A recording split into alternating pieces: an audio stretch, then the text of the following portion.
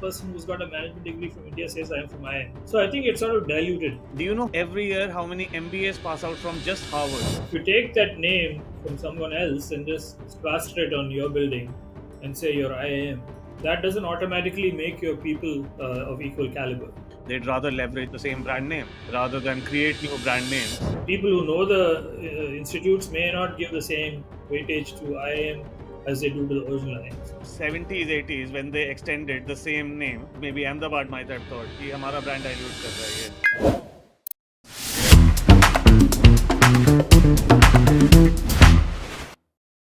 And what's your opinion about the IAM brand in the US? See, the IIM brand was unknown when I first came here, but now over a period of time, IIMs have become well known. But now I think there are some 25 IIMs, and Yeah. so every other person who's got a management degree from India says I am from IIM. So I think it's sort of diluted at this point. And not only that, like even each IAM has a bunch of other programs which are not the main PGP program. Right, and they can also say they are from IIM. Yeah. So if you have so many IIMs, I'm assuming people that going there are reasonably smart. But it's no longer, it's like one Harvard. If you have a Harvard, everybody's impressed you went to Harvard. But if there's a Harvard in every state and there's 50 Harvards, then if you say I'm Yeah. from Harvard, they'll say, so what? I think from my understanding, Venki, people definitely in India know if you're from IAM, then okay, is it A, B, or Right. C, or is it one of the next level? And a lot of it is how old they are. So the newer ones, logically, of course, they are still establishing themselves. And then there was a chunk that started in the early noughties 2000 or maybe late 90s, so that is the next stage that was, and then the oldest ones. So there is that hierarchy in my opinion, and people in India Yeah, know uh, correct. The people in India that would definitely know. you're from this IM, and they might call it IM, but they know, okay, this is the Harvard and that is the Right. XYZ. But They next know. one issue is that even IIM Bangalore now gives away so many executive certificates that you meet someone and he says, "Oh, I'm from IIM." He might have just gotten a. The way I see it, and since we were talking about Harvard, this is my personal view, is let's talk about MBA. I am Bangalore currently is about 600 odd people in MBA and everything included. All other smaller programs also is another 2 300, right? Do you know how many every year how many MBAs pass out from just Harvard? No. It's about a Oh thousand. wow. So if you think that isn't diluting, now that is okay. I understand there'll be some non-Americans also coming into Harvard. There's an international contingent, but it's probably 20 30%. Hmm.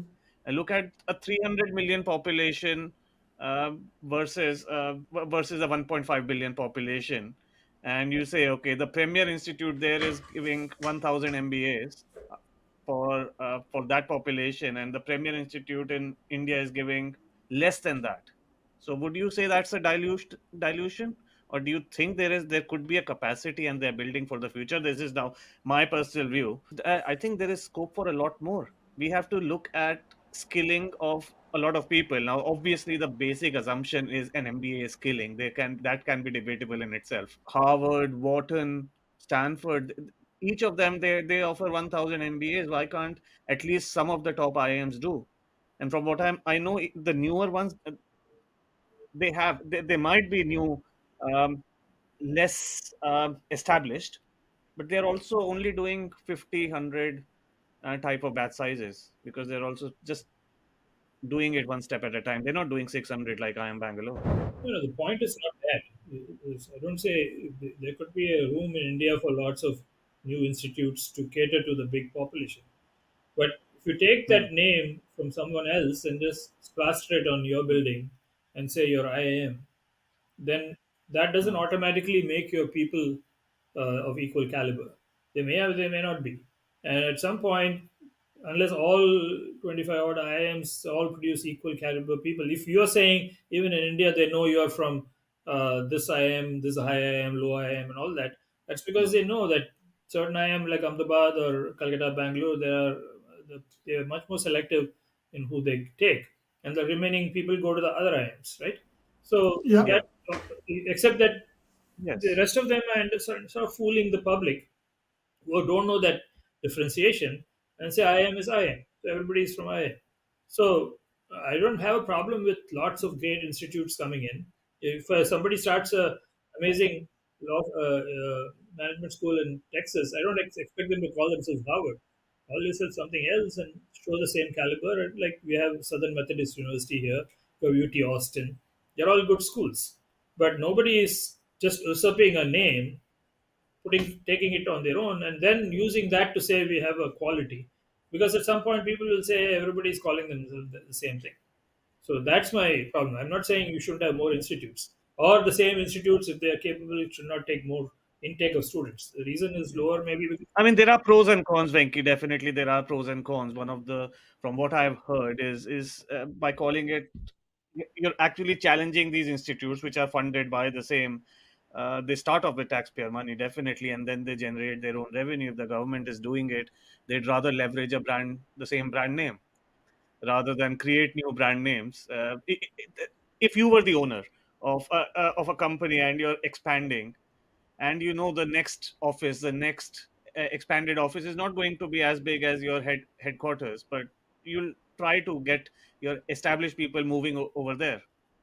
Like we have, we know we've got a lot of ex professors that who taught us, who are now director or dean in the other IIMs. So that's like a corporate office. You've got some big offices, New York, Dallas, um, San Francisco, and then you've got some branch offices, if you might call them, that I don't know, name your town, and it's just brand extension. That's how I see it. It's brand extension. As an owner, I would do it. As the public, well, everyone has a right to distinguish which are the established ones and which are not. see, I am not into the details of what each caliber of each of those IM is. I am far away from there. Okay, so I don't even know whether they're all equally capable people in all the places or they are not.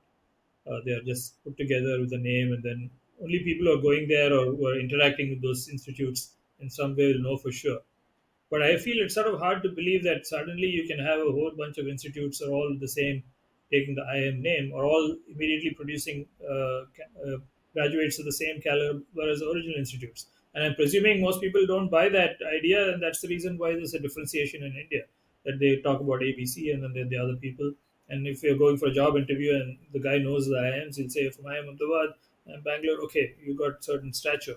You're from IIM Hoshiarpur or something, then he says, okay, I'm going to treat you in a little different. You may be equally smart, or the staff may be equally good, but at least at the outset, people who know the institutes may not give the same weightage to IIM as they do to the original IIMs. No, no, absolutely. I mean, if I rewind back, 80s, when you were talking initially, I am Bangalore was looked at very Right, differently, and Bangalore was the newest one at right. that time.